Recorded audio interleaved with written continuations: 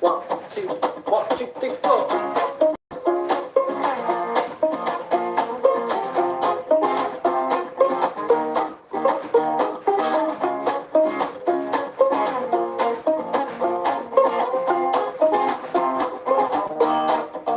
Prepare the way.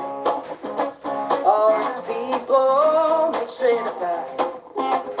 For Yeshua's coming back, so we lift up as a mighty voice. Hosanna, hallelujah, Hosanna, hallelujah. Prepare the way. All these people make straight a path. For Yeshua's coming back, so we lift up as a mighty voice. Hosanna, hallelujah, Hosanna, hallelujah. For he's coming in the clouds with his glory renowned. Make a path for him. He'll be shining like the sun with the sword on his tongue. He's calling us in, so be ready. For Yeshua is coming again.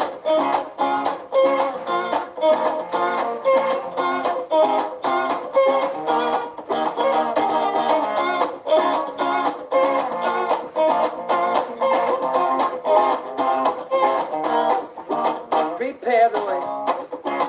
All these people make straight a path. For Yeshua's coming back, so we lift up as a mighty voice. Hosanna, hallelujah, Hosanna, hallelujah. For he's coming in the clouds with his glory renowned. Make a path for him. He'll be shining like the sun with the sword on his tongue. He's calling us in, so be ready. For Yeshua is coming again.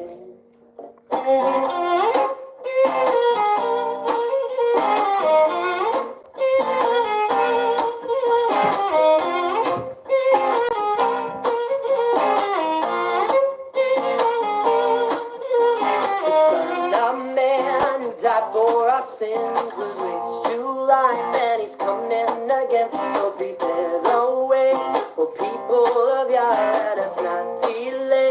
The shepherd is called the Son of Man who died for our sins, was raised to life, and he's coming again. So prepare the way, the people of Yah, let us not delay.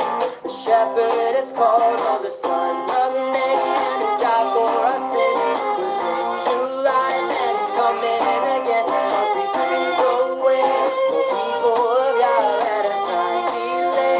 The shepherd is called the Son of Man who died for our sins, was raised to life, and he's coming again. So prepare the way, the people of Yah, let us not delay. The shepherd is called. For he's coming in the clouds with his glory renowned. Make a path for him, and he'll be shining like the sun with the sword on his tongue. He is calling us in. For he's coming in the clouds with his glory renowned. Make a path for him. He'll be shining like the sun with the sword on his tongue. He's calling us in, so be ready. For Yeshua is coming again.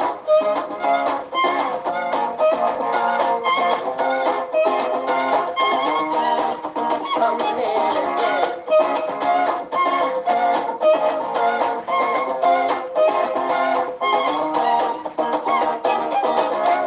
All right, Shabbat Shalom, everybody. My name is Jason, I'm Caden. I'm Jaden. I'm Nicole. I'm Eli. and we are the Yahuwah and the Torah channel, and we are very, very happy that you guys are gathering around our little round table. We've expanded our table. We put in a little leaf to this table, grabbed more chairs, and all of us are sitting right here in this virtual digital time that we are in, that we can celebrate an appointed time. We can celebrate the Shabbat of our Creator.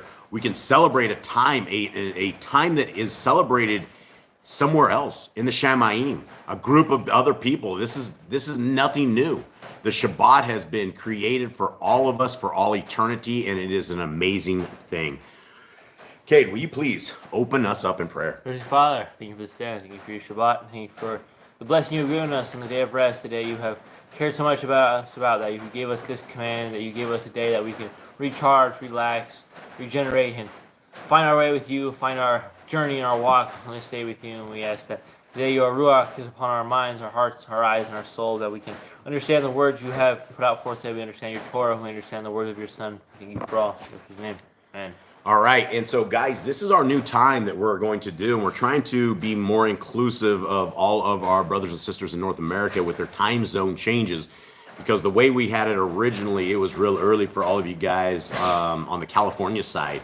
And so this is our new time. Whatever time zone you guys are in, this will be the new time that we're doing this. And sometimes it's a little crazy because we're in the tropical rainforest, and so we live in a house with a tin roof, and so every piece of element, including flocks of birds that come flying by, they can completely make this unhearable.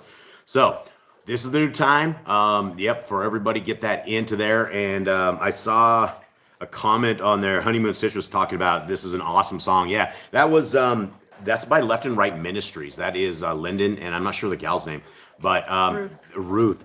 They are amazingly blessed, and that is a very, very good song. And we don't have a lot of options for songs, because what they will do is everything that people actually know or like, they will copyright them. And so we can have our Shabbat service here without ads being interrupted. But right after this, the second anybody starts watching a Shabbat reading, then they're inundated with these vile ads. And so we have to kind of keep it down. And so I really appreciate those guys from that little ministry that they've done this. Jade, will you please read the Shema? Shema, our family. Hear, O Israel, Yahuwah Elohim, Yahuwah is one. You shall love Yahuwah your Elohim with all your heart, with all your being, and with all your might. And these words I am commanding you today shall be in your heart, and you shall impress them upon your children, and you shall speak of them when you sit in your house, and when you walk by the way, when you lie down, and when you rise up. And shall bind them as a sign in your hand, and it shall be fronts between your eyes. And you shall write them on the doorposts of your house and on your gates. Okay, so we have been delivered one of the most exciting things that we can ever be delivered to us, which is the ways of our Creator. And the ways of our Creator are found in the first 5 books of Scriptures. Inside of the book of Genesis, Exodus, Leviticus, Numbers, and Deuteronomy, we will find about 150 or so commands that we can keep today that absolutely apply to us for today and for all generations. And so we're about to read into these commands, and if you guys have any kind of questions or comments or anything in them, let's discuss them. Before that, Mr. Cole, will you please say hi to our family who's out there? All right, we have Cindy LJ, we have Candy and Ruby, Sarah, Joanna, Scott Freeman, Andy and Elizabeth, Razul, I hope I said that correct, Psalms 91, Honeymoon Stitch, which is Brian, Sylvia, Elizabeth, Walking His Way, Tess, and I don't know if I said the grand, but the grand's here too. All right. If I missed anybody, I apologize. And for everybody in the future, much love to all of you guys. Thank you guys for hanging out. Thank you for being a part of the Kingdom people. The Kingdom people are amazing people, because they should, at least we should all, fall up on an amazing set of regulations, an amazing set of guidelines that our Creator has given to us. And what we're about to read is literally, we didn't have a parent, if we didn't have any other direction in life, but all we had were just these instructions, we could make our lives much better than the lives without them. And so as we read through these laws, statutes, and commandments, the programming that all of us have come under is the same programming that exists currently. And that program have been nailed to a tree. They don't apply to us anymore. They're something from the old days.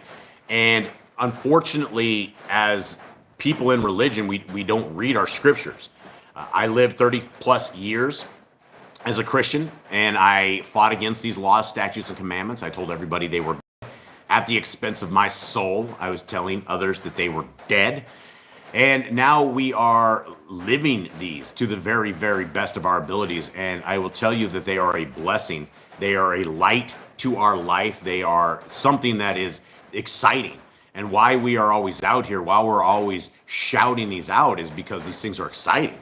I have never found a better way forward in life. And as a lifelong Christian for a majority of my life, I had the way forward. I knew what salvation was based upon my indoctrination. I was sending all these people to hell based on Paul. I was telling them once saved, always saved. And I was explaining a Trinity that didn't make any sense to me, but it was what the doctrine was, and it must be what it is. But then once you actually read these scriptures, you read that it's foolishness to ever disregard these laws. It's a foolish. It's at the expense of your life. That literally, when you say these are on the cross, not only could you die a spiritual death for such an act, but the physical life that we have, there's commandments inside of this. Say, for instance, we're going to be reading today about the appointed times. And right now, we are keeping an appointed time. We are keeping a commandment of our Creator, and we're gathering. We're resting. This is exciting things. And so, as we start through this, and as we start reading through these laws, statutes, and commandments, this is what we're supposed to write on our heart, mind, and soul. This is what we're supposed to ingrain inside the hearts, mind, and souls of our kids. And so, it is one of these things that these are exciting things as we read through them. Okay, into this. Till Yeshua, yeah. So I was reading Psalm in there. I used to be a Christian. I left that false religion too. I didn't know it was false till Yeshua revealed it to me. And that's the thing, guys. I have I guess called the privilege of being able to talk to brothers and sisters in chains in the darkest realms of the world. And if you think that you're confused out here, imagine what it's like being locked up in a place where only faith-based communities can exist. Right? You can't get into a U.S. jail system or prison system if you are a Torah keeper. They have Christian apps, they have Christian ways, they have Christian doctrine, Christian philosophy. And the problem is, every one of these things don't hold any weight when it comes to scriptures. People are proud to be a Christian. When you look at scriptures, it's something that you would never be proud of. You wouldn't be a proud Gentile. And that's what we were all our lives. We're like, oh yeah, we're waiting on that Gentile rapture bus. We're waiting on Jesus to come and save us with his grace and his love, because we have accepted him. And people write in all the time that all you have to do is believe, ask Jesus into your heart. And I'll ask them for scriptures where it says that. And they'll send me some scriptures. And I said, that doesn't say ask Jesus into your heart. It says to have belief in our Messiah. And according to Revelation 14:12, the people that are saved are the law keepers. The people that have the faith of Messiah Yahushua, and that are keeping these laws, statutes, and commandments, these amazing things that we're just about to read through. So let us get into this. Let us start reading these amazing things. And here we are. Commandment number 1, which is not on the tree. It's not in the ditch. It's not expired. It's nowhere except in front of our eyes as frontlets between our eyes. Be fruitful. Multiply. Replenish the earth. Subdue it. Have dominion over the fish, fowl, and every living creature. You are bearing, and every tree is for food. Man and woman should build their own families. Master sin. Every human being that lives shall be food for you. Do not eat the blood. Walk before me and be perfect. Guard your host covenant, laws, statutes, and commandments. Every male shall be circumcised at 8 days old. Teach your children the commands and guard the way of Yahuwah. Remember Yahuwah's name for all generations. Keep the Passover, Pesach. Keep the feast of unleavened bread, Betzal Matzah. There's one Torah for the stranger and one for the Hebrew. And I want to talk about this, break into this real quick, because I had a big conversation on this before. And I get these comments on YouTube, and it's something that goes like this, that people will say, the Israelites are the white people. The only real Israelites there are the whites. Then you have the other way, where you have what you call, I guess, the black Hebrews. And the black Hebrews, for some reason, have read into their doctrine that only the black people are Hebrews. And as I was explaining to a brother and sister, in fact, just today, I don't think there's any place in scriptures anywhere that we have anything with skin color. Like, I cannot think of one particular piece anywhere. We do have in Revelations, we have a little bit of a description of our Messiah, and it talks about him being probably close to like an olive complexion, a brownish, maybe even with curly hair. But we don't have anything else. And so when we get this doctrine that just the whites are the chosen people of our Creator, or the blacks are, or whatever color, you call it green, whatever color that somebody is, that is unbiblical. And why it is unbiblical is we have biblical precedents that when the people of Israel were coming out of Egypt, they came out in mixed multitudes.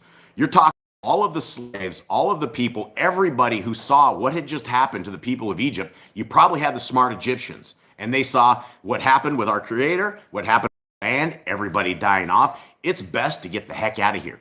So what happens? You have all of the Israelites and you have all of the excess people, red, blue, black, green, whatever color you want to put into this entire thing. They were all part of it. Now, what do they have to do to be a chosen person of our Creator? Do they have to bleach their black skin white? Do they have to turn black? Do they have to sunburn themselves? No, there's nothing like that, right? Zero. If you want to be a child of the Most High, then there's one Torah for you. There's one Torah for the stranger. We only have one set of rules and regulations. Unlike the United States of America that has like hundreds of thousands of different laws and regulations, we have about 150 very easy laws and regulations we can keep. So if you want to know how to be a child of the Most High, well, it begins with obedience.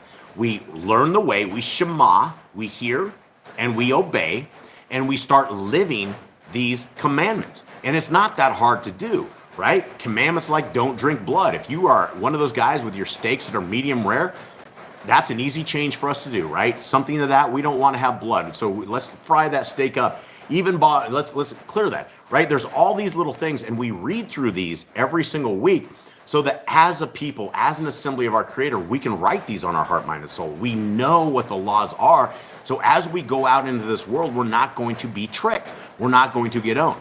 So there's no other regulations. There's no Christian doctrine or Catholic doctrine or Mormon doctrine. There is a Torah doctrine, the laws of our Creator. 5 books of scriptures, no more. Nothing less, nothing more. And if we add to it, then we're breaking commandments. So there's a whole set of ways, and they're beautiful, they're amazing ways. Continuing on, sanctify all firstborn to Yahuwah. There are no mighty ones before Yahuwah. You shall not make graven images. Do not bring Yahuwah's name. Do not. Keep the Shabbat. Honor your parents. Do not kill. Do not break wedlock. Do not steal. Do not make false accusations against your neighbor. Do not covet anything of your neighbor's. Do not make an altar from rock that a tool has touched. Do not go up to the altar by the steps. If a man steals cattle, he shall restore it 5 times. Yahuwah's laws for criminals. Do not lie with beasts. No sacrifice to other Elohim. Do not oppress a stranger, a fatherless, or widow. Do not charge your brother interest. If you borrow your neighbor's raiment, return to him before sunset. Okay, let's go. I just saw a comment. I'm trying to get it to pop up on my thing here. I think it's from Joanna. Yeah, some sound like they are prejudiced, angry, or upset with white folks. It's the same thing, right? I don't know where in the world we've ever come up with that one skin color is better than another skin color. It's just the oddest thing. When we all bleed the same, we all breathe the same, we all have the same internal aspects, and our Creator has given us a little bit of design amazingness, and so He creates us in different colors. But you find the white fellas, and the white fellas think they're the only ones accepted, and they have this thing that no other color can make it. Then you got the black guys, and they will absolutely, I don't know if you guys have ever encountered the angry black Hebrew guys. They're all over YouTube, and they will stand out in cities, and they will tell you how you suck for being white and how they're saved and you're not. When every bit of this is satanic, right? There is nothing in scriptures that ever qualifies a person based upon their skin color. It is based upon your heart. It is based upon your willingness to obey a higher power and to do it with all your ability and all your might. And so racism is a sickness. It is a complete sickness. It is something that is used to destroy our society and destroy our world. And the kingdom, for everybody, if you're disappointed at this, I'm here to tell you the kingdom is going to be a multicolored assortment of every color there is. Probably colors we don't even know are out there, blended in from all sorts of the world. So it's not going to be something that everybody can, jump into a color and do it. You are part of the kingdom if you are obeying the laws, statutes, and commandments of our Creator. Okay, no sacrifices to other Elohim or gods. Where are we at? Others. Do not oppress the stranger, fatherless, or widow. Do not charge your brother interest. If you borrow your neighbor's raiment, return to him before sunset. Do not curse the ruler of your people. Do not eat what is torn of any beast. No false report. Do not follow a multitude of evil. Do not judge righteously against the poor. Bring back your enemy's cattle if you find it going astray. Help the animals of your enemy. Stay away from rumors and gossipers. Take no bribes. Oppress a stranger. Do Oppress a stranger. Oh, do not oppress a stranger. Holy Love the moly. stranger. Which stranger are we oppressing and why? Okay, yeah, we don't oppress a stranger. We love the stranger. Give your land rest in the 7th year. The devil got into him. Do not mention any pagan names. Keep the feast of Yahuwah. Do not cook your goat in his mother's milk. Okay, stop on that one. Sarah has a question All right. about that one. She's like, in my crock pot, I have a dip for dinner. It's cheese and steak bites. Would that be breaking the law? Cheese and steak bites?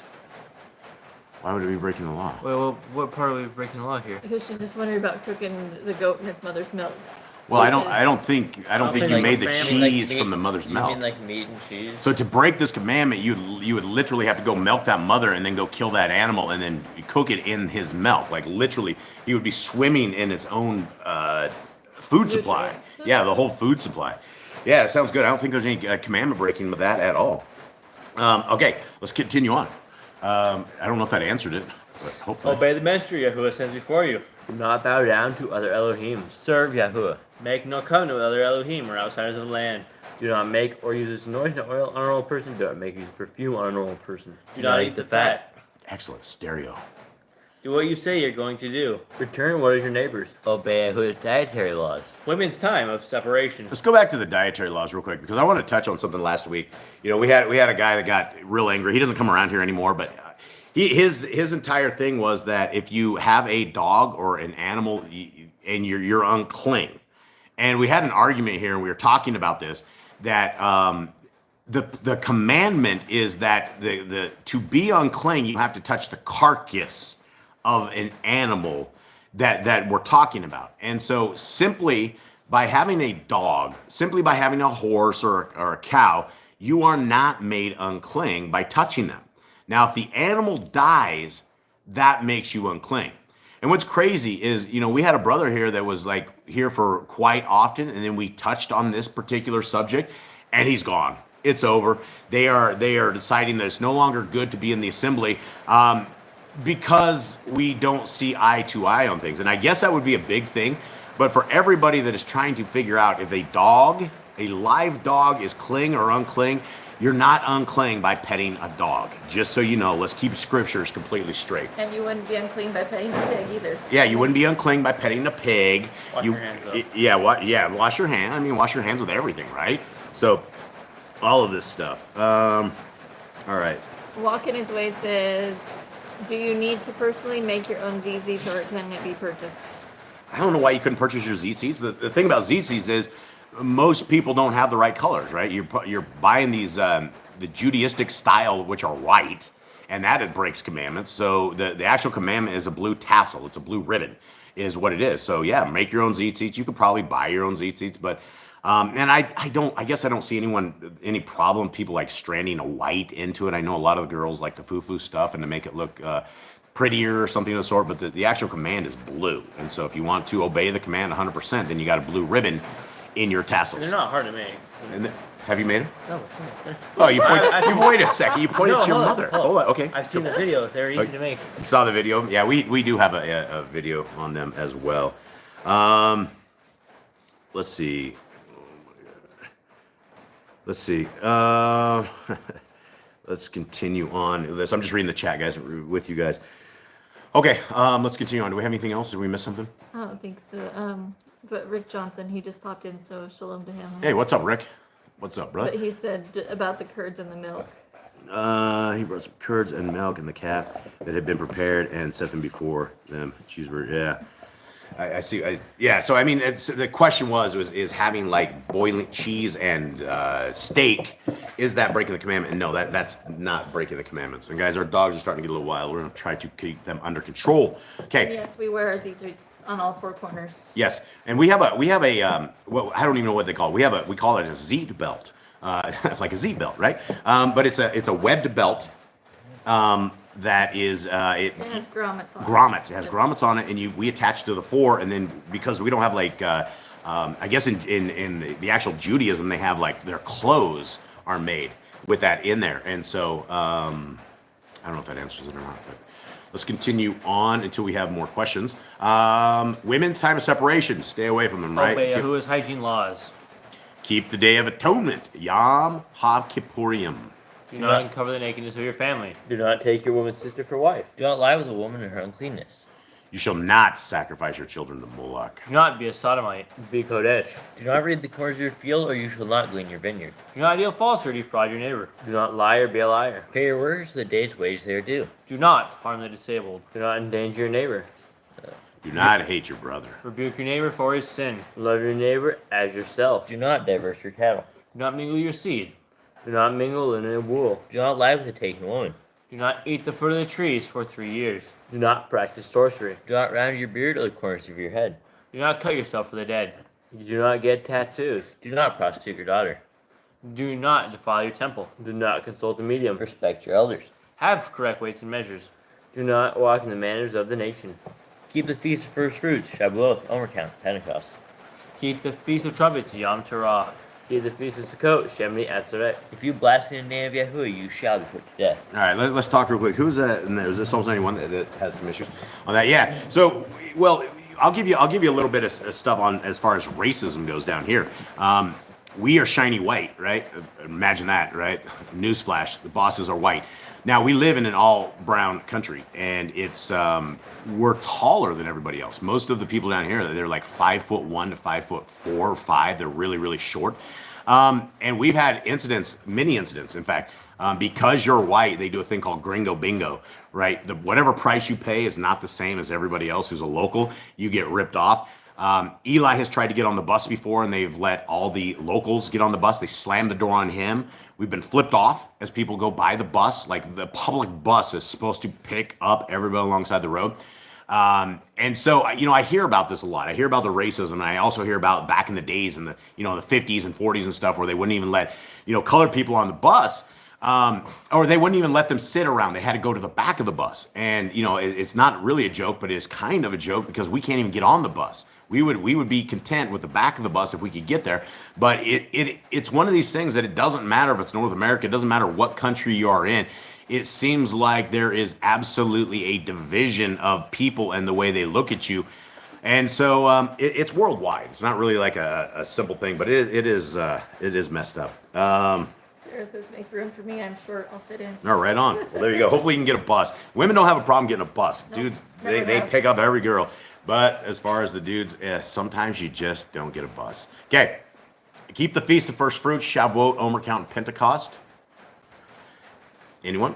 Keep the Feast of Trumpets. Yom Teruah. Keep the feast of Shemini Atzeret. You went way up. Yeah, you went like 4 up. Did I go up? Uh-huh. Oh, okay. I was on. If you blaspheme the name of Yahuwah, you shall be put to death. If you kill your neighbor's animal, you must give him another. Repay injury for injury. On the Yobel, Jubilee year.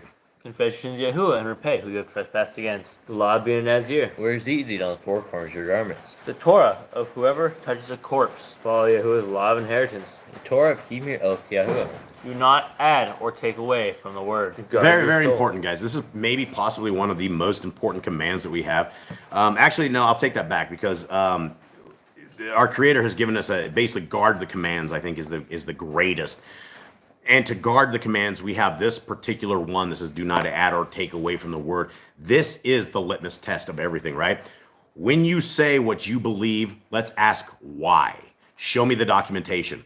Now, if the documentation comes from a charter of any religion that says we believe this and that we should worship on a Sunday because it's the Lord's day and Jesus arose on that day, and so we've decided to change it by our own heart, mind, and soul, you would say, show me that documentation. And it would be on some man-made charter because that doesn't actually exist in scriptures anywhere. And then we would take it back to Deuteronomy 4:2 where it says, do not add or take away from the word. And if we were in the slightest possible way of corrupting the Torah of our Creator, then we would say, we shouldn't worship on the Lord's day. Or if you want to worship on the Lord's day, that's fine. But make sure you're absolutely keeping Shabbat as well. And so it's very important that we know this stuff. Don't add and don't take away from the word. It's very, very confusing for a lot of people because we live in a world where the people believe that Judaism is God's holy people when they don't realize that the religion of Judaism in of itself breaks this command by books. We're not talking like simple verses. They have 200 plus books of their Talmudic Torah, their old Torah, and it absolutely, without a shadow of doubt, does change what your understanding of the Torah is. In fact, let me explain a little bit more. A lot of people don't understand that in the religion of Judaism, there's individuals they call goyim. And a goyim is anybody who's not in the religion of Judaism. And according to the scriptures, if you are a goyim, you can be spit upon, you can be robbed, you can be stolen from. The goyim are lesser than dogs. Now, we don't have any scriptures in our Torah that says anything like this. If we were looking for a people to hate, and we're just reading the first 5 books of scriptures, we don't know. We know that we're not supposed to mingle with the nations, but we're not supposed to isolate a certain group and that we are able to steal from them, do evil things to them, and it doesn't matter because we just don't know anything about that. And so when we hear things like this, it comes back to this Deuteronomy 4:2. Is this in the word of our Creator or not? Does it appear in Genesis, Exodus, Leviticus, Numbers, Deuteronomy as a command for us as a people? And if it doesn't, you're breaking a commandment. So we stay away from the dogmas. We stay away from the false religions. We stay away from religion in general. Religion is a killer. It's a soul killer, which is why the next command is to guard your soul. That's what we're supposed to do. How do we guard our soul? Well, we read the scriptures and we apply them to our hearts, minds, and souls. We understand what the Torah is, and we understand it is a covenant path. And that covenant path puts us into a protection. It also puts us into a way that our Creator says He will be our Creator. We have a leader who we want, who acknowledges us as a people, and we acknowledge Him as a leader. And how do we do that? We obey what He says to do. Continuing on, learn to fear Yahuwah. You shall love Yahuwah with all your heart. Bind the laws upon your hand and the frontlets between your eyes. Write the laws on your doorposts. Do not tempt Yahuwah. Do what is right and good in the sight of Yahuwah. Do not be afraid of your enemies. Remember Yahuwah. Circumcise your heart. Cleave Yahuwah. Swear by His name. Destroy graven images. Do not make an idol of Yahuwah as the pagans do to their Elohim. Rejoice in all Yahuwah has blessed you with. Do not do what is right in your own eyes. Do not hearken the words of the false prophets. Do not make any balls between your eyes for the dead. Let's go over this real quick because I had a question this week, and it came from a dude who was a Seventh-day Adventist. And for those who ever studied the SDA guys, it's a very interesting group. And the thing about the SDA is it has a prophetess. In fact, it doesn't just have a prophetess; it has like the leader of their group. And when you study up on Ellen G. White and you study up on her I don't know if it's a seance or it is her. When she went into her zones and she started getting some sort of downloads. But the problem is we have understanding of what a prophet is. And if you claim to be a prophet and if you're out there saying, hey, this is going to happen, if this doesn't happen, the prophet dies, right? You pick up the rocks and you chuck them, you kill the prophet. The prophets are not to prophesy in the name of Yah unless that stuff comes through. And you know they are a false prophet because what they say doesn't come through. And so you have all of these books and all these times where LNG goes into a trance. And this trance is, she comes back with all of this stuff and it never happens. It's over and over and over, but yet you have an entire set of religious people that believe that LNG is the one.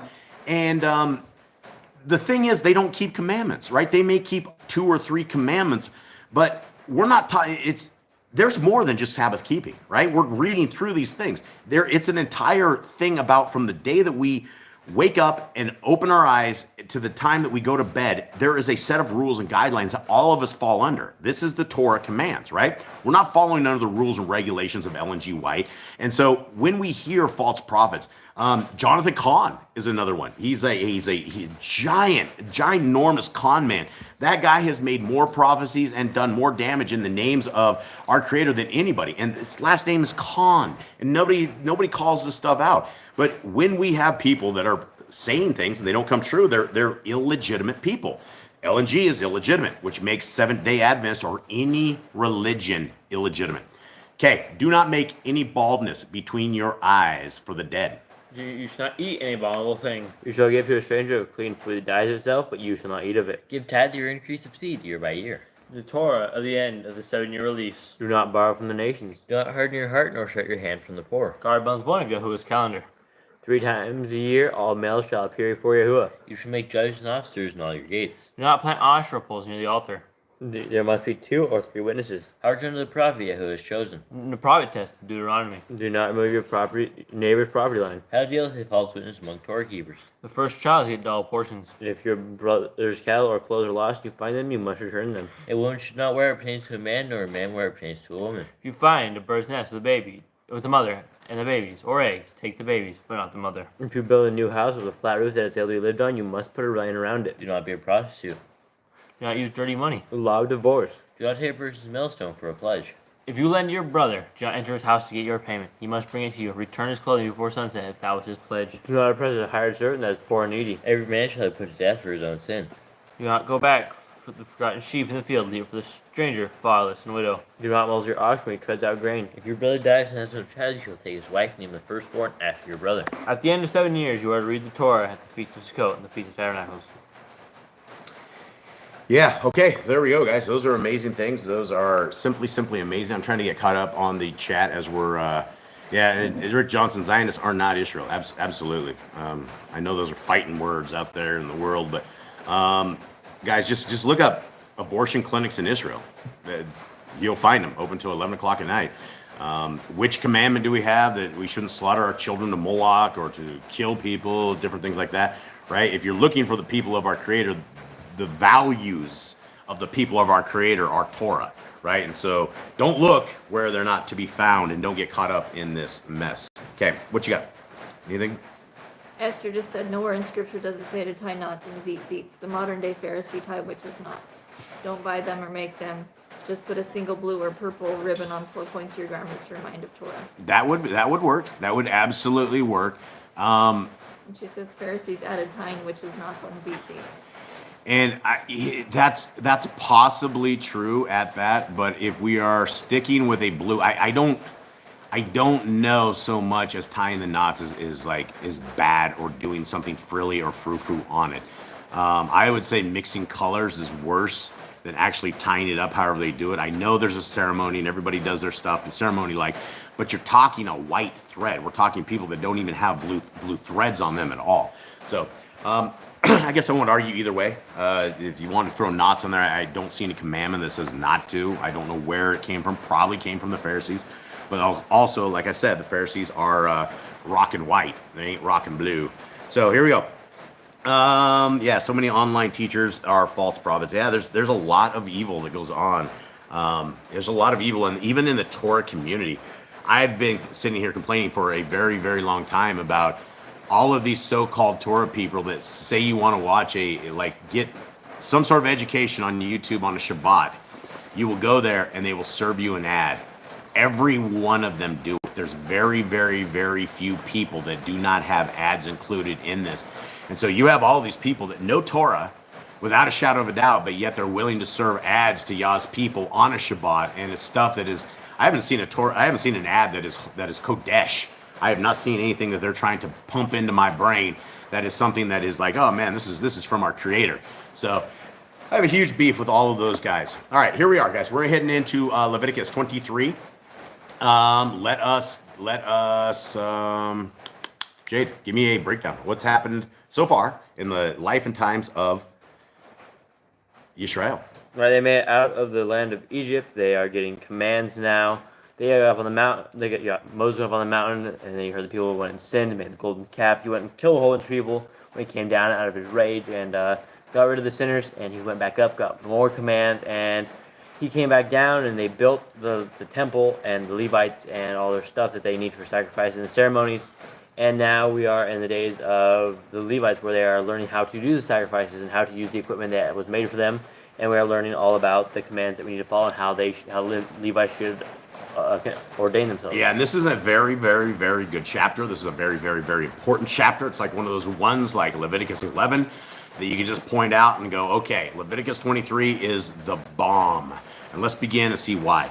And Yahuwah spoke to Moshe saying, speak to the children of Israel and say to them, the appointed times of Yahuwah, which you are to proclaim as Kodesh gatherings, my appointed times are these. 6 days, work is done. But the seventh day is a Shabbat of rest, a Kodesh gathering.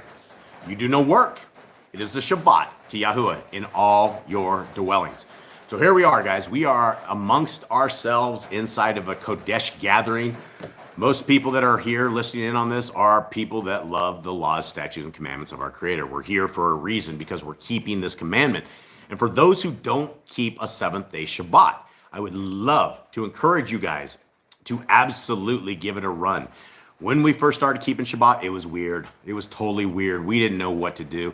Saturday was our day of shopping. It was the day of just chilling out. And Sunday was whatever day that was we were supposed to chill out. That's what we were programmed with. That's why you get off on Friday and you go into the markets on Saturday and you go buy all your stuff and do all this. Well, that is a problem. And when we started keeping Shabbat, I'll tell you, the very first Shabbat was hard. It's like time never stopped. It's like one day when we started keeping this and actually had downtime from being a very busy family that was always 100% on the go, 7 days a week, we were banging it out. And then all of a sudden we went to that time.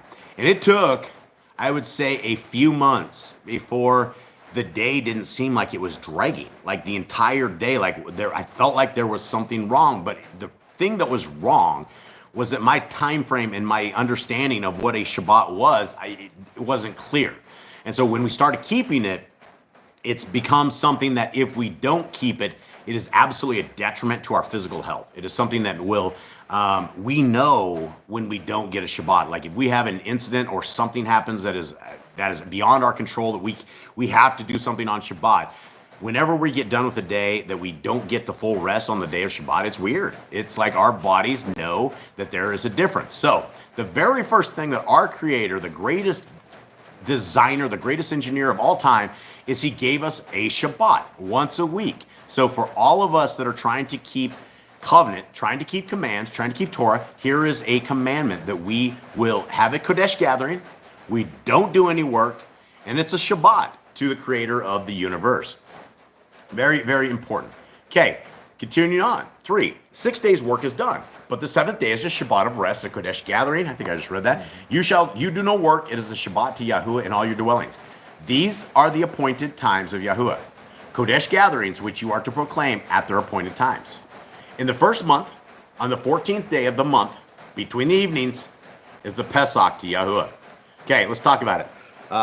Passover, these are hard things that we, when you first start keeping the appointed times, it's different. It is different, definitely different coming out of a pagan world where we don't know anything about this, but this is an appointed time. One of you guys, tell me about Passover. Passover is the very beginning of all the feasts of the year. When the new year comes around, it's like the start of the feast. This is where Moses took all the people, told them to put blood on the doorpost, and the angel of death said that it's going to be a remembrance for us. It's going to be a remembrance for the people that were set out of Israel, and that's how we should celebrate it. Yeah, and so what we do is the 14th day. It's right at towards evening time. There's a set of things that we do during Passover that's defined. Basically, it's one of these things that when you first start keeping it, it's a little weird, right? You eat it. You put a staff in hand. You eat it with your sandals. You eat in haste. There's certain things that we do in remembrance of the time that our Creator walked our forefathers and foremothers out of the land of Israel and saved them on a very, very crazy night.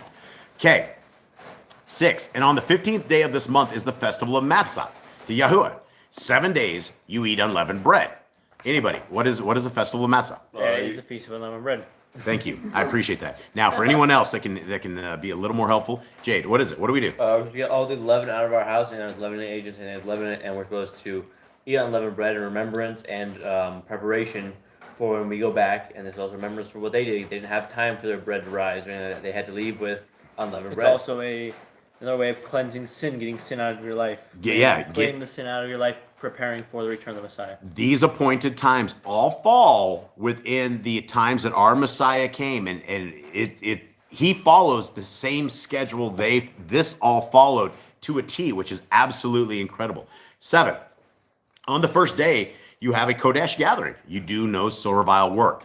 So this is called a what day? A high Shabbat. It's called a high Shabbat day. And a lot of people don't know what a high Shabbat day is, but it's a day like a Shabbat. We don't do any work. It is part of our appointed times that we don't do stuff, right? And again, it's hard to do when you are just getting into this, because it's weird taking days off in the week when the rest of the world is completely buzzing around, when they're doing all their kind of stuff, and we're not doing it. And so whenever we do this, and as we've done this throughout the last decade, we've always been the odd man out. We've always had, for years, we had an organic food store down here. We would shut the doors during that. So right in the middle of the week, the doors would be closed, and it was really weird because people don't understand it. Continuing on here, 7. On the first day, you have a Kodesh gathering. You do no servile work, and you shall bring an offering made by fire to Yahuwah for 7 days. On the 7th day is a Kodesh gathering. You do no servile work. Now, would we bring an offering made by fire to Yahuwah in this commandment on this? Is this something for us? In this day and age, we wouldn't. Why not? We know priests to do the sacrifice. And we don't want to just try it, give it a run. We want to what stories? We are not ordained to. We don't know the correct ways of doing things. We do not know. It would be strange fire. Strange fire. And to those who do not know what a strange fire is, that was a major incident in the scriptures where Aaron's kids were fried. They were burned up. Okay, because they were basically drinking as they were doing their ceremonies, and they jacked everything up. 9. And Yahuwah spoke to Moshe, saying, speak to the children of Israel, and you say to them, when you come into the land which I give you, and shall reap its harvest, then you shall bring a sheaf of the first fruits of your harvest to the Kohanim. So you're supposed to bring the first fruits of your harvest to the priest. And he shall wave the sheaf before Yahuwah for your acceptance. On the morrow after the Shabbat, the Kohanim waves it. And on that day, when you wave the sheaf, you shall prepare a male lamb, a year old, a perfect one, and a burnt offering. And its grain offering, 2/10 of an ephah of fine flour mixed with oil, an offering made by fire to Yahuwah, a sweet fragrance, and its drink offering, 1/4 of a hin of wine. And you do not eat bread, or roasted grain, or fresh grain until the same day that you have brought an offering to your Elohim, a law forever throughout your generations in all your dwellings. Now, we will have these groups of people that are out there, and there's this one guy that Jeremy and I always laugh at. His name, we call him Bathrobe Bob. This madman comes out in his bathrobe and starts telling everybody they shouldn't be keeping the appointed times of our Creator because we're all in captivity and we're all supposed to be sad. This is the premise. They have nothing to back it up, and they'll quote some stuff out of Hosea or something of the sort, and they're like, oh, you shouldn't be doing the appointed times. That's going to curse you. It's the same thing as my mom that tells me I am going to go to hell for keeping the laws of our Creator. And I ask her, which law is going to actually be the one that sends me to hell? Yeah, that's the guy. The guy. Yeah, he's all swearing it up, cussing it up. He's crazy. Bathrobe Bob is a wild man, and he has thousands of people that they won't keep the laws of our Creator because Bathrobe Bob tells them so. So it's a problem. We either had Paul of the New Testament that everybody's hooked their line to. Then you have Bathrobe Bob, who a small fraction of people go to, but nobody wants scriptures. Nobody wants to know what these scriptures say. 15. And from the morrow, after the Shabbat, from the day that you brought the sheaf of the wave offering, you shall count for yourselves 7 completed Shabbatot. Until the morrow, after the 7th Shabbat, you count 50 days. Then you shall bring a new grain offering to Yahuwah. So what we're doing here is we're counting the Omer. This is the Omer count, and this is one of these things that most people in the Torah community, everybody keeps these appointed times a little bit different. Everybody has different dates. Everybody has different ways that they do them. It's kind of rough, but here is my encouragement to everybody. If you are on a calendar, I don't care what calendar, if you are on a calendar that is keeping the law, statutes, and commandments and attempting the appointed times of our Creator, I don't think we're going to be condemned for it. I don't think it's a problem. It's the attempt that we are trying to make, and a lot of us see scriptures in a lot of different ways, and we have to go with what we can see and what we ourselves understand. Okay, so continuing on, this is the Omer count, 17. Bring from your dwellings for a wave offering 2 of bread, or of 2/10 parts of fine flour they are, baked with leaven, first fruits to Yahuwah. And besides the bread, you shall bring 7 lambs a year old, perfect ones, and a young bull and 2 rams. They are a burnt offering to Yahuwah, with the grain offering and their drink offerings, an offering made by fire for a sweet fragrance to Yahuwah. I would like to explain to folks that are out there that we can do a lot of these commands inside of Leviticus 23, right? There's things that we're not going to be able to do, and it'd be very unadvisable to do, like trying to attempt a sacrifice.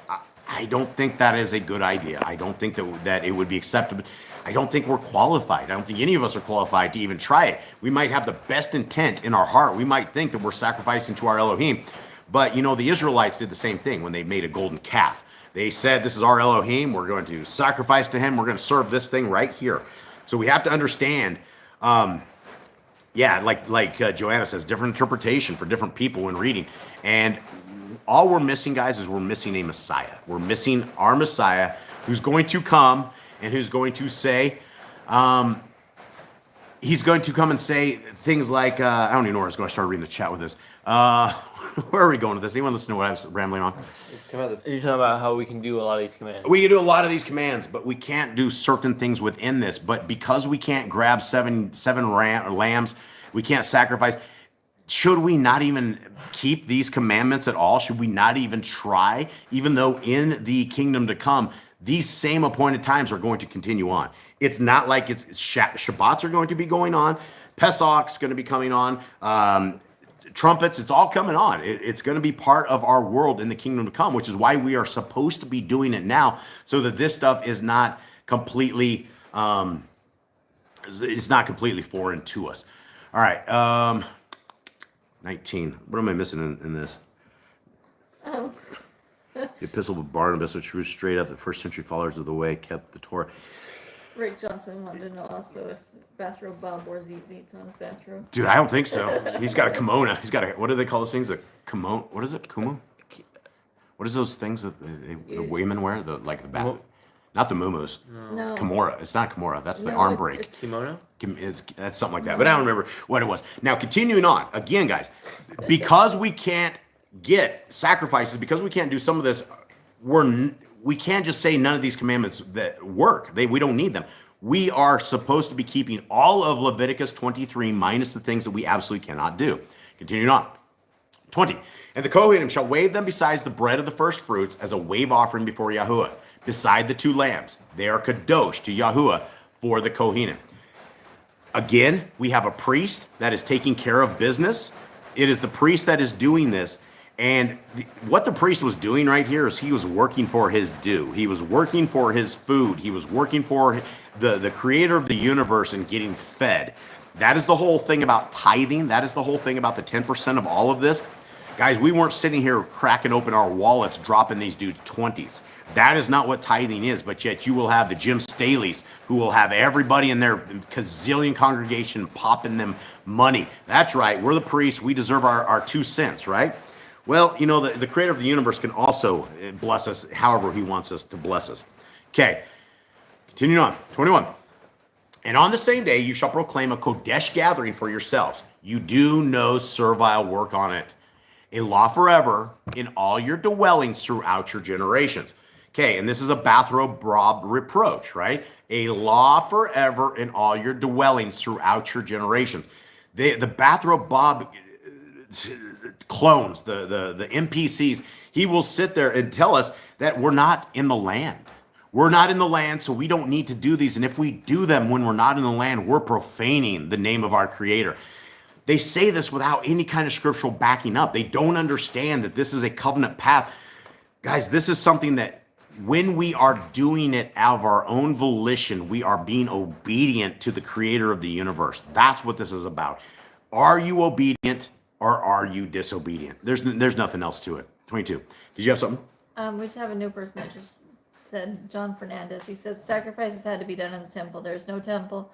High priest doing the slaughter. We have no high priest up in Sons of Aaron. Yeah, absolutely. Yeah, and we don't. I mean, they were doing sacrifices all the way to our Messiah, but you can see he ripped that out of their hands. That when his death, burial, and resurrection, when the temple veil was ripped up, that was the end of that time, and that's when we got our proper Melchizedek priest. We got the real deal, and so, yeah, you're correct, John C. Continuing on, and when you reap the harvest of your land, do not completely reap the corners of your field when you reap, and do not gather any gleaning from your harvest. Leave them for the poor and for the stranger. I am Yahuwah, your Elohim. This is the beautiful, beautiful face and ways of our Creator. This is the hand of amazingness. This is the words of amazingness. This is how the starving among us were supposed to get food, right? There's always going to be broke people. There's always going to be homeless. There's always going to be these things. But when we live in a Torah-based, observant community, the poor among us were supposed to be able to go to the edge of the field and supposed to be able to gather it. They're supposed to be able to eat. We're not supposed to have this kind of hunger among us. But none of this ever happens, right? And so this is the thing that our Creator, He loves us. He loves the poor. He loves those who are obedient to Him. And this is Him feeding the hand of the poor. Continuing on. And Yahuwah spoke to Moshe, saying, speak to the children of Yisrael, saying, in the 7th month, on the 1st day of the month, you have a rest, a remembrance of blowing of trumpets, a Kodesh gathering. Okay, what is this? What's happening, fellas? This is the Feast of Trumpets. Yeah, this is a Feast of Trumpets. A lot of people, and you can see the scriptures, believe that our Messiah will return on this day. And it is one of these things that the trumpets were blown in Yisrael. Even if the king was coronated earlier in the year, they went and they blew the trumpets on this day. This is a calling in of our Messiah. It's a calling in of the king, the real king. And so when we are out there obeying the laws, statutes, and commandments, sitting out here blowing some horns and some things, all the neighbors are like, wow, these guys are totally weird. They're totally weird people. They're set apart people, obviously. That's the reason, right? All of these things make a difference. And when we're out there blowing trumpets and our Messiah comes during that time, it's going to be wild. It's going to be really wild. 25.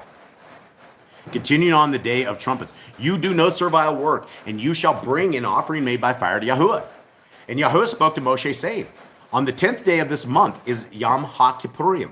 It shall be Kodesh gathering for you, and you shall afflict your beings, and shall bring an offering made by fire to Yahuwah. And you do no work on that same day, for it is a Yom Kippurim, to make atonement for you before Yahuwah your Elohim. For any being who is not afflicted on that same day, he shall be cut off from his people. And any being who does any work on that same day, that being I shall destroy from the midst of his people. You do no work. A law forever throughout your generations in all your dwellings.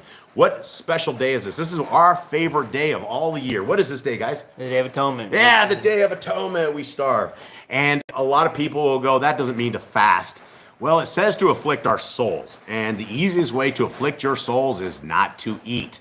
Yeah, yay to being weird. Absolutely. Yeah, that's the weird ones are going to be the ones that make it, which is cool because we're all weirdos, right? The real weirdos. So we have a Day of Atonement. We're supposed to afflict our being. We don't have a tremendous amount of information from this day, but we understand that it is a day of getting into a path of understanding that we're going to be judged. Judgment will be coming. We will stand before our Creator naked. We will have to account for every idle word that we said, every evil thing that we ever did, every bad thought. It's going to be accounted to us, right? And this is the day that we're supposed to get into sync and start to understand. It's a day of fasting. And so it is a law forever, right? Throughout your generations. Bathrobe, Bob, yeah, it says, it doesn't say in the land, right? It says throughout your generations in all your dwellings. So, Brian is like, no water or food for 24 hours. It's hard. We did the no water thing for the first couple of years. I think a couple of us ended up on the death's door by the end of the day. We do drink water, and I don't know if that's we shouldn't be, but for those who are able to completely afflict their soul without food, without water, that would be an amazing day to do it. So continuing on. The grand one, no, is Judas a type of Aziel? Judas, like a goat, like the Judas, the one that. Judas Iscariot. Yeah. So was he a type of Aziel? I mean, Aziel's a demon messenger, right? I mean, he's a messenger from part of the fallen, the group of the fallen. I don't know. Could be. I don't know. I mean, she's probably thinking like a scapegoat, maybe. I think is what she might be saying. I don't know, Graham. I don't know. Good question. Anyone in the chat have any kind of answers on that? Where are we at, Phyllis? Anyone? 32. Yeah, 32. Okay. It is a Shabbat of rest to you. and you shall afflict your beings. On the 9th day of the month at evening, from evening to evening, you observe your Shabbat. Okay, again, we have evening to evening. And I know a lot of you guys out there like daylight to day gone, but I believe that a Hebrew day begins at the end of the day when the sun sets, and on each day. And again, I'm not here for contention. This is what we found in our studies. 33. And Yahuwah spoke to Moshe, saying, speak to the children of Israel, saying, on the 15th day of this month is the festival of Sukkot, for 7 days to Yahuwah. On the first day is a Kodesh gathering. You do no servile work. For 7 days you bring an offering made by fire to Yahuwah. On the 8th day there shall be a Kodesh gathering for you, and you shall bring an offering made by fire to Yahuwah. It is a closing festival. You do no servile work. Okay, what are we talking about here, fellas? This is the Feast of Tabernacles. This is the day where you go out and you build a booth. You go and spend a week outside of your normal dwellings. Yeah, and down here in the jungles, it is very, very, very hard to do this, folks. This is one of these commandments. It seems like it's super easy. Go pop up a couple of tents. But this happens while we are in a tropical rainforest, and it doesn't matter what kind of tent you have or whatever is on that. You get wet. You get soaking wet. There's no way around it. It's just where it just rains a lot here. Okay, let's continue on. 37, I believe. 37. Is it? Right? Yeah. Yeah. Okay. These are the appointed times of Yahuwah, which you proclaim as Kodesh gatherings, to bring an offering made by fire to Yahuwah, a burnt offering and a grain offering, a slaughtering and drink offerings, as commanded for every day. Besides the Shabbatah of Yahuwah, and besides your gifts, and besides all your vows, and besides all your voluntary offerings which you give to Yahuwah. Again, we can do everything except for offerings made by fire, right? We can't do the stuff that the Levites did, nor should we even attempt to. That would be just a bad idea, just a really bad idea. 39, right? On the 15th day of the 7th month, when you gather in the fruit of the land, celebrate the festival of Yahuwah for 7 days. On the first day is a rest, and on the 8th day is a rest. And these are called high Shabbats again. And so these are weird times, especially if you're in the business world or you're out there in the rest of the world, because if you have a business and you're trying to keep this command, you literally shut your doors. One time it was like one Thursday, and then in the next week it was the next Thursday. It was it's hard to do when you're on when everybody else around you doesn't, but you still need to do it. 40. And you shall take for yourselves on the first day the fruit of good trees, branches of palm trees, twigs of leafy trees, and willows of the stream, and shall rejoice before Yahuwah your Elohim for 7 days. And you shall celebrate it as a festival to Yahuwah for 7 days in the year, a law forever in your generations. Yes, Bathrobe Bob, for all generations, every year. Celebrate it in the 7th month. Dwell in booths for 7 days. All who are native Yisraelites dwell in booths, so that your generations know that I made the children of Yisrael dwell in booths when I brought them out of the land of Mitzrayim. I am Yahuwah your Elohim. Thus did Moshe speak of the appointed times of Yahuwah to the children of Yisrael. Okay, so this is simply a very, very amazing chapter. It gives us a quick breakdown of what are we expected, what is expected of the people of our Creator. And that's it. And they're not that hard. They are a little confusing to begin with. Do you think Gentile Christians should also follow these laws? I think everybody who wants to be a non-Gentile should follow the laws. The thing is, being a Gentile is not a good thing. Being a Gentile means you're out of covenant. Being a Gentile means you fall under the lawlessness of Matthew 7. When our Messiah, I'm going to take us over real quick, Matthew 7. This is what happens to the Gentiles. And this is why we're always out here talking to folks about this, because the Gentiles love these verses. And in Matthew 7, we hear this. I go to this a lot, guys. But Matthew 7:21 says this: not everyone who says to me, Adonai, Adonai, shall enter into the reign of the Shamayim, but he who is doing the desire of my Father in the Shamayim. The only thing that we know of a desire is the laws, statutes, and commandments of our Creator. That is what he has told us from day one all the way to Revelation 14:12, where it says the only people saved are those who keep the laws, statutes, and commandments of our Creator. So what happens to those who don't? Well, this is what happens with the Gentiles.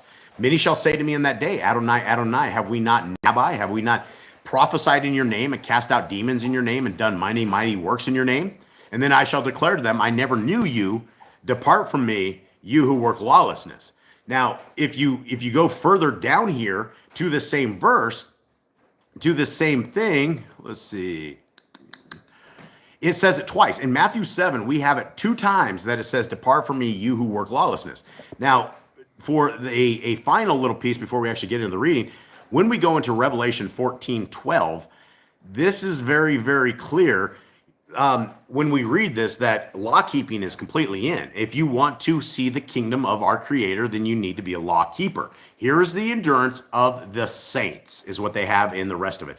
Now, you may or may not consider yourself a saint. I don't consider myself a saint, but I want to be a saint. I want to be one who is saved. So here's the endurance of the saints. Here are those guarding the commands of Yahuwah and the belief of Yahushua. So there we go on that. Take me back there, Eli, please.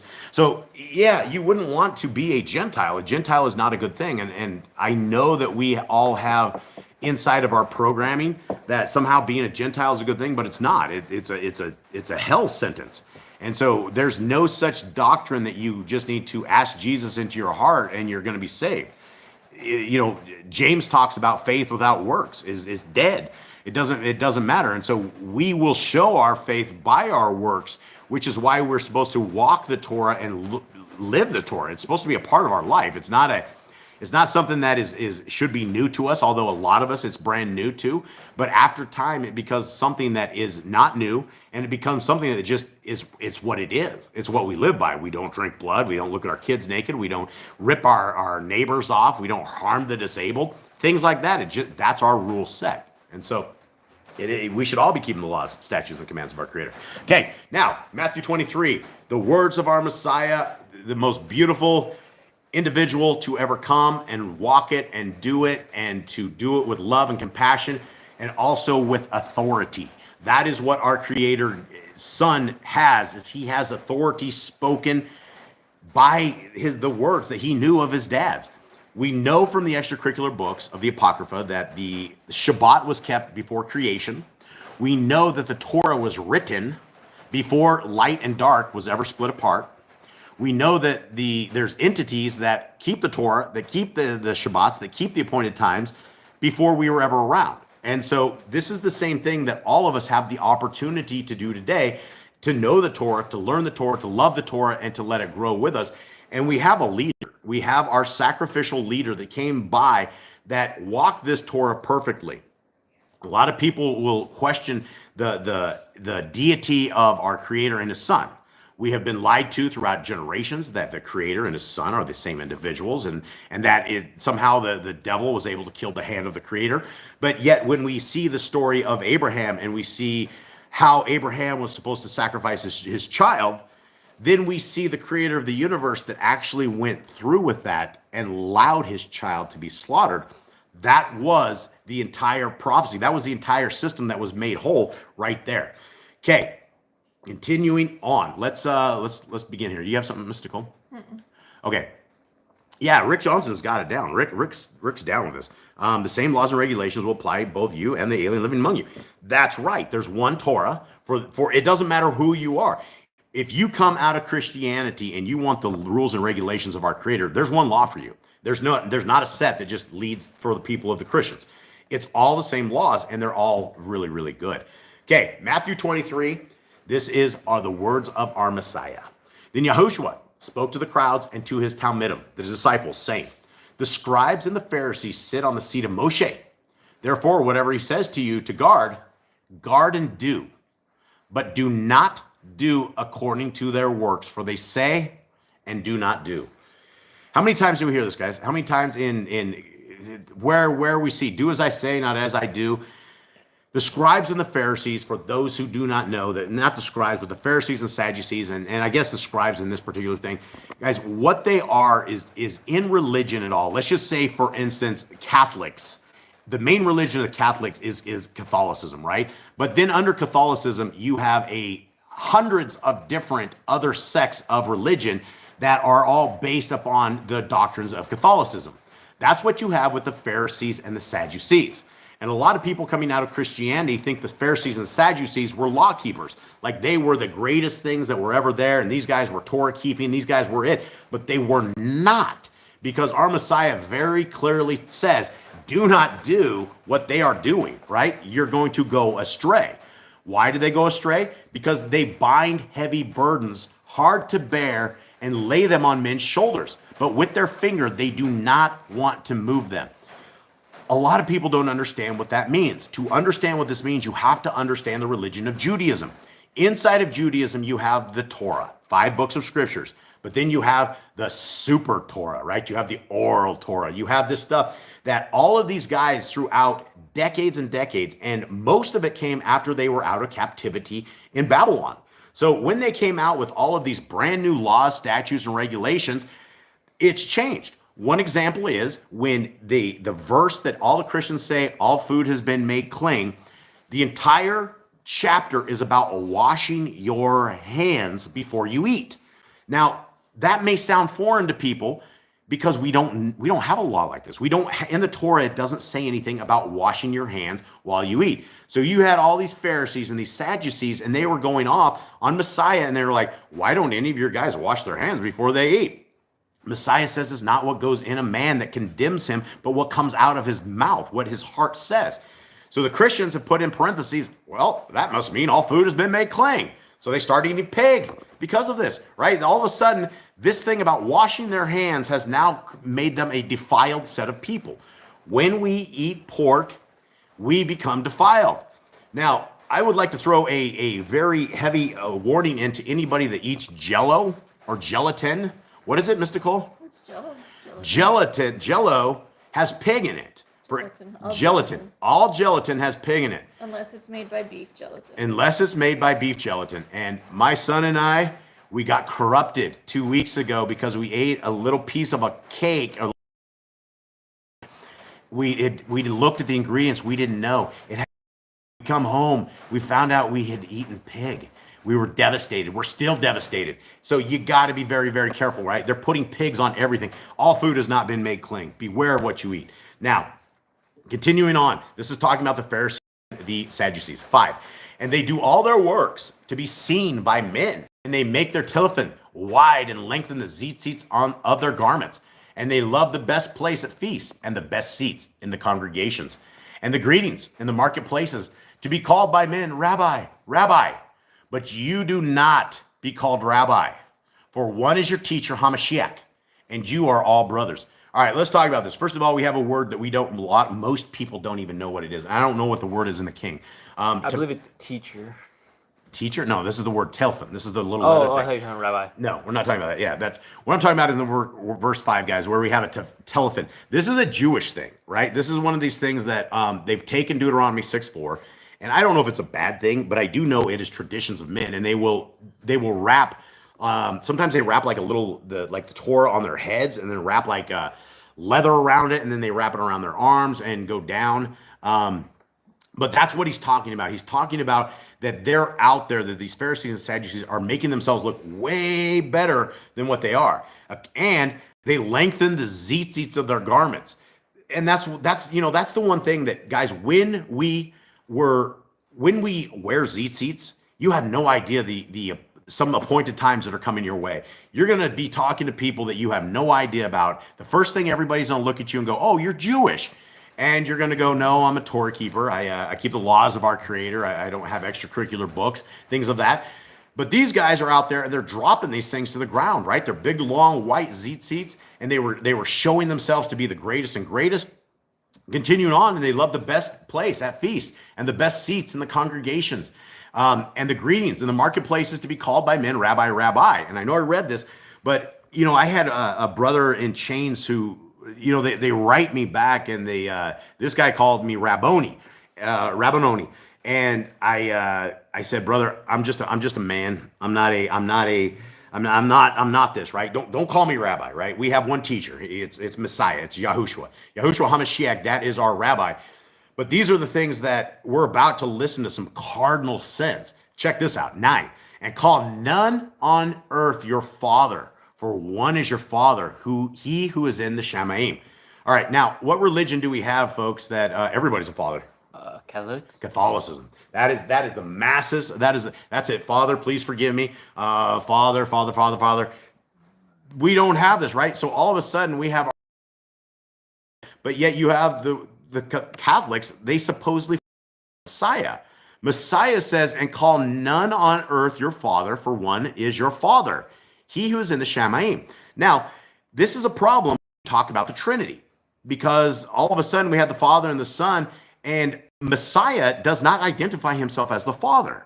He just clearly says, without a shadow of a doubt, that he is not the Father, that he is in the Shamaim. Because if this was not true, he would say something to the effect, and call none on earth your father except me. For I am your father. I came from the Shamaim, right? It doesn't say this. So we can't add to this. We can't take away from it. We have one Father. Deuteronomy 6:4 says Yahuwah is one. Now, the next time he becomes two, then the whole Torah becomes a lie. So we don't want to live a lie. And we know our Messiah can't lie. So it's very important that we understand the real divinity of our Creator and the real divinity of his Son. And I suppose what breaks everybody's heart when you tell them the Trinity is a sham, that they've been messed up, is that everybody has identified our Messiah as his dad. And so everybody's praying to the wrong individual. Everybody is asking for forgiveness to the wrong individual. We don't have anything in scriptures that gives us any kind of precedent that we are supposed to be praying to our Messiah. It's to the Father. He is a jealous Elohim. We know he's jealous. And there's only one Elohim. So for us to be praying to anyone else, who are those prayers going to be heard by? You know, and then you have you have the Catholics. They pray to Peter, Paul, Mary. Who knows? I don't even know. There's a lot of people. Okay, continuing on. Neither be called leaders, for one is your leader, Hamashiach, and he is a dang good leader. But the greatest among you shall be your servant, and whoever exalts himself shall be humbled, and whoever humbles himself shall be exalted. We hear a lot about this in the book of the Nazarene, which is in Yah Scriptures, which is the very last book. But our Messiah talks a tremendous amount this. Whoever is first shall be last, and the last shall be first. We hear the parable of the people that went out to the field. And the guys that started at 8 o'clock in the morning, they were paid. They agreed upon a certain amount, right? They agreed upon whatever it was, 1 shekel or something. But then you had people that were coming into the field at noon, 1, 2, probably a guy at 4:30 to get the last of it, and payday came. And so all the guys that came, they saw the guys that came at 4 and 3 and 2, and they are like, well, we've been here all day, we've toiled under the sun. And during this parable, our Messiah says, well, didn't we all agree on the price to begin with? And the lesson is that there's going to be people that are coming in last, right? The kingdom of our Creator is not going to be fulfilled until everybody has a chance to make this choice. And it is up to us to herald the coming of Elohim by talking, by being courageous, by bringing people to the kingdom, by planting these seeds. We're going to get laughed at. We're going to get scoffed at. People, it used to be embarrassing back in the day, but I've been through the embarrassment so much that it's not even embarrassing anymore. It's embarrassing when people tell me the laws of our Creator are gone. Hold on, guys. That's my dog. One of them. So that's the thing that, there's going to be a tremendous amount of people, and it's not going to be the people that are the first, right? The first will be last, and the last will be first. 13. But woe to you, scribes and Pharisees, hypocrites, because you shut up the reign of the Shamaim before men, for you do not go in, nor do you follow those who are entering to go in. Huge things, right? This is why the Pharisees and Sadducees hate these guys. They hate Messiah, because he beat them down. He completely beat these guys senseless. Woe to you, scribes and Pharisees, hypocrites, because you eat up widows' houses, and for a show make long prayers. Because of this you shall receive greater judgment. Woe to you, scribes and Pharisees, hypocrites, because you go about the land and the sea to win one convert, and when he is won, you make him a son of Gehenna, twofold more than yourselves. What does this mean, fellas? What are we talking about here? They are teaching people. It's like the Christians when they go out and they teach people, like, we saved someone, so they actually this in their heart. They've made them a person that is designated for hell because now they're on the wrong path. They're on taught the wrong ways, and it's going to take someone else to actually that knows Torah, that knows Messiah, to change them back the right way. Yeah, and I'm looking at the chat. Thank you very much. I'm looking at the chat. Yeah, it's you've got to be very, very careful with food. All of our food is contaminated. I put up a video on another channel that I have, jbossman008 on YouTube, and it has 6 foods in the U.S. that are banned worldwide, but they still feed them to everybody in the U.S. That's how bad it is there's literally legal laws that they will not allow people to have all this stuff. And yeah, we got owned. I was very, very disturbed when I found out that I had consumed pork. I was very, very as I'm sure all of you guys are. I didn't even know if I was going to say this. I'm like, man, I gotta repent. This is terrible. Okay, 16, is that where we're at? Yeah. Woe to you blind guides who say whoever swears by the Mishkan, it does not matter. But whoever swears by the gold of the Mishkan is bound by the oath. And you guys can see some issues that they were having back in the days, right? The Pharisees and Sadducees. There was obviously something where the Pharisees are like, oh, swear by the gold of the Mishkan. When Messiah says, fools and blind, for which is greater, the gold or the Mishkan that makes the gold Kodesh? And whoever swears by the altar does not matter. But whoever swears by the gift that is on it is bound by the oath. Fools and blind, for which is greater, the gift of the altar or the altar that makes the gift Kodesh? He then who swears by the altar swears by it and by all that is upon it. And so these are some of these things that, a lot of issues that were happening back in these days that you could see our Messiah was fighting these guys with. Obviously, there were issues where these guys were telling people, oh, just swear by the gold of the altar, it's good, or swear by this or that. And we know from Torah about swearing that we're not supposed to swear. We're not supposed to take oaths, especially in the name of our Creator, that if we don't do them, it is a major problem. Okay. Everything and call the companies to see if it's pig enzyme. Yeah, I don't know. I don't know if they'll even tell us still on that. I'm replying to her where she says we have to be diligent to read everything and call the companies to see if it's pig enzyme. I don't even know if these guys will tell us this, you guys. I have no idea. I do know that you can get capsules. You can get like regular capsules that we just throw turmeric in, and unless you get the right capsules, the capsules are all pig-based as well.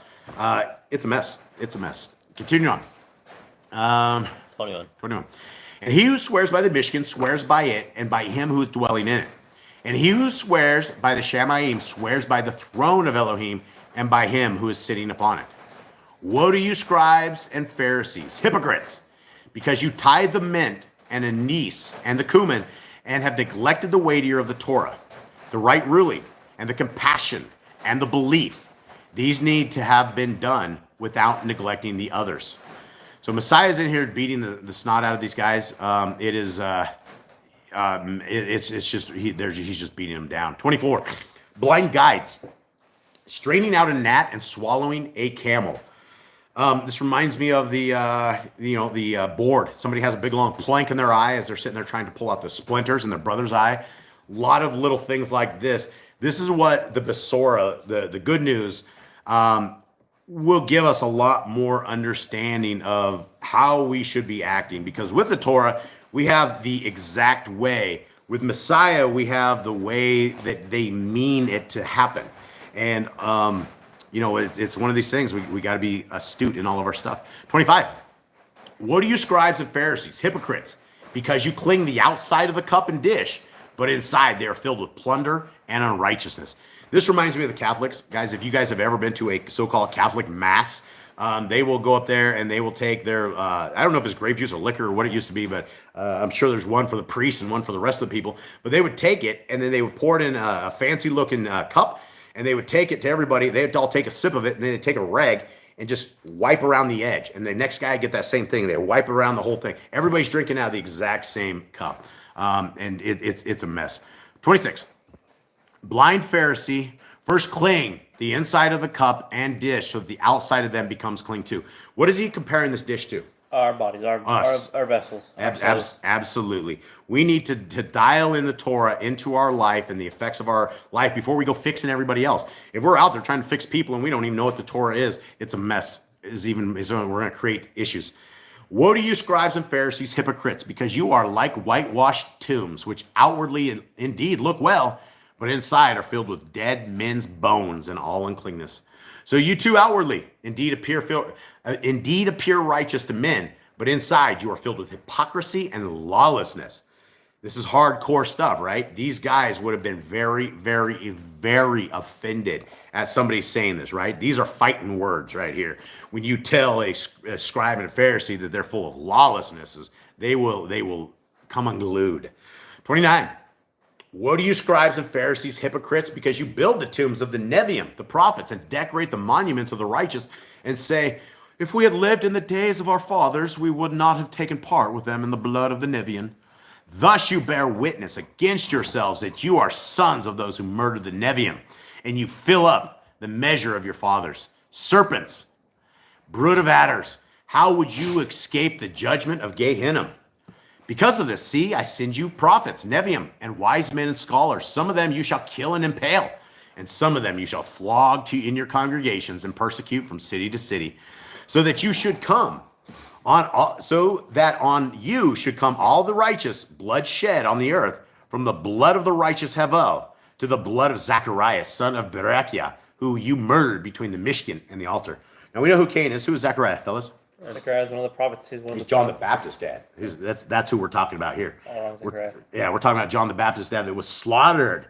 He was actually killed between the Mishkan and the altar. And that was one of the things that you don't get in the rest of scriptures, but you can get in Yah Scriptures, because we actually have that Apocrypha story that talks about this. It's a whole story about John the Baptist and John the Immerser. So it's a great reading, guys. And Yah Scriptures is 100% free of charge. You guys can download it at yahscriptures.com/download, or just go there and click on the downloads. And the version that you're seeing on the screen is a free Google app. It's absolutely free of charge. You guys can do it. And there's also PDFs you guys can grab as well. And if you'd like the hard copy of it, you can purchase it, but not on Shabbat. Okay, continue on, 36. Truly I say to you, all this shall come upon this generation. Okay, what's coming up on this generation? Looks like bloodshed and judgment. Judgment, yeah. Jerusalem, Jerusalem, killing the Neviim and stoning those who are sent to her. How often I wanted to gather your chicken together, the way a hen gathers her chickens under her wings, but you would not. See, your house is left to you laid waste. For I say to you, from now on, you shall by no means see me until you say, Barak is he who is coming in the name of Yahuwah. Now, who's coming in the name of Yahuwah? Yehoshua. Yehoshua. He absolutely came in the name of his father. He said he is not his father. Tell why Zachariah was killed? Yes, it does tell him why he was killed, because he was protecting his child. He had whisked his son and his wife off to a place of safety. They came in and they wanted, I can't remember what the story was on that, but because he would not say a word, they killed him. They literally killed him in the temple. And that was the dad of John the Immerser, who was more likely, I think, like a Zadokite priest. I think he was in the line of the correct priests of the times. And so, well, everybody, it has been amazing. I can't believe we actually made it through this without rain, without the dogs breaking out too much. The dogs are just kind of getting into it. Maybe this is a better time. So, guys, this is it. Thank you guys very, very, very much for being a part of our family. The dogs are going crazy. There's nothing I can do. It's 9 pitties. Okay. Hold on for the dogs real quick. Hold on. Open the door. Take them outside, guys. Outside.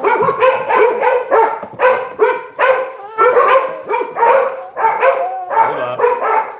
I'm sorry, everyone. Okay.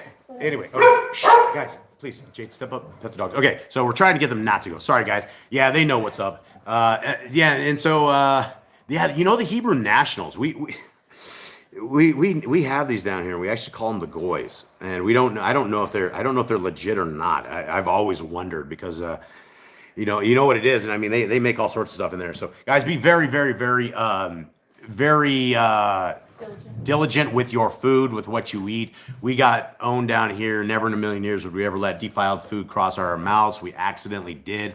May Yah forgive us for this, and may our lessons help you guys so that you guys don't get owned with something that happened. So, Jade, will you please bless our family? Yahuwah barak you and guard you. Yahuwah make his face shine upon you and show favor to you. Yahuwah lift up his face upon you and give you peace.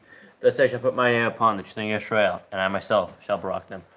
Hold on. So yeah, so what was again? We had a piece of pie that had a Jello inside of it. Sugar-free Jello. It was. She said it was sugar because I have diabetes. She said, "Oh, it's a sugar-free thing," and I'm like, "Wow, this tastes amazing."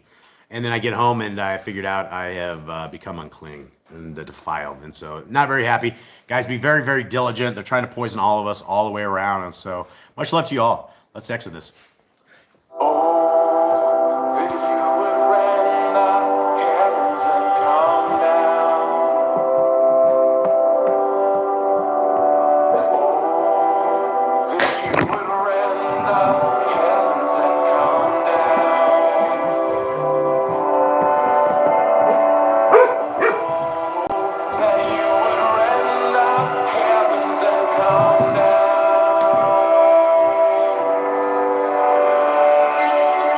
Let the mountains shake, let the earth be moved, let the nations may tremble at your presence. Let your fire burn, let the waters burn, let your name be known to this generation, and come down. Get deal.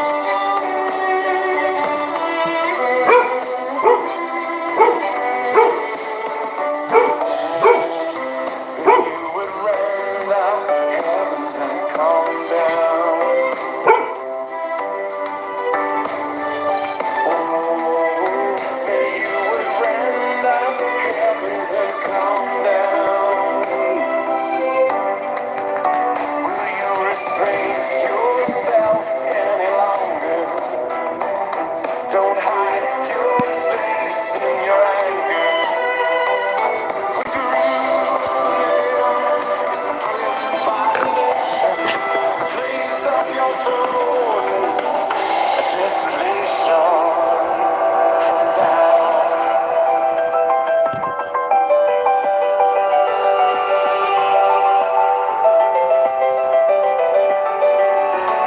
Oh, that you would rend the heavens and come down. Oh, that you would rend the heavens and come down. There will be thunder in Jerusalem. Like a lion you will roar. Indeed you're angry for the sake of Zion. And all the nations they will know when you come down. When you come down.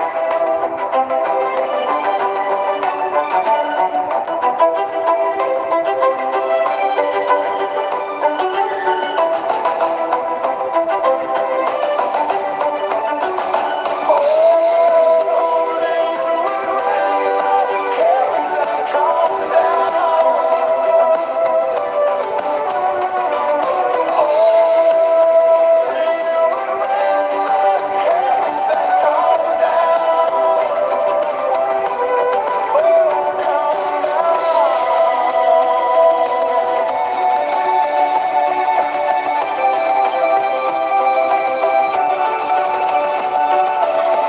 Indeed we have sinned, and we need saving. All our righteousness is erased. No eye has seen, no ear has heard, but you prepared for those who wait. When you come